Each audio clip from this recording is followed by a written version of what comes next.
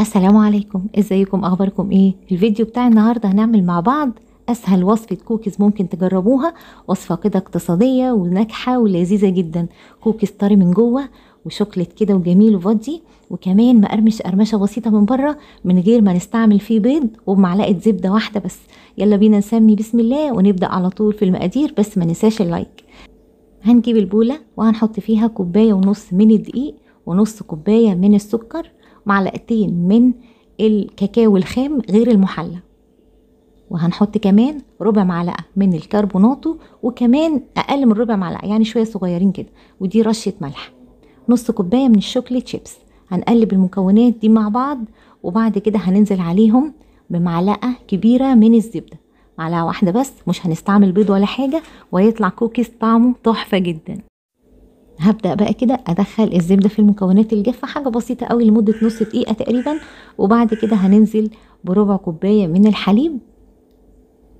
بعد ما حطيتهم وقلبت شوية بايدي، احتاجت كمان 3 معالق من الحليب، ممكن تحتاج منكم اكتر معلقة كمان، لكن احنا مش بنعجن اي بسكوتات او اي كوكيز، احنا ما بنعجنوش، احنا بس بنجمع المكونات مع بعض. احتاجت مني هم دول 3 معالق، يبقى ربع كوباية و3 معالق بس من الحليب. بصوا بقى، مفيش اسهل من كده ولا ابسط من كده. هيحضر معانا صينية كوكيز كده طعمها حلو، وحجم الكوكيز كمان ممتاز. هنبقى مشغلين الفرن بتاعنا على درجة حرارة أقل من المتوسطة، يعني 160 170 درجة، وهندخل الصاج بتاعنا على الرف التاني، وهنشغل الفرن بتاعنا كده وهنسيبه، هنظبط تايمر لمدة 10 دقايق.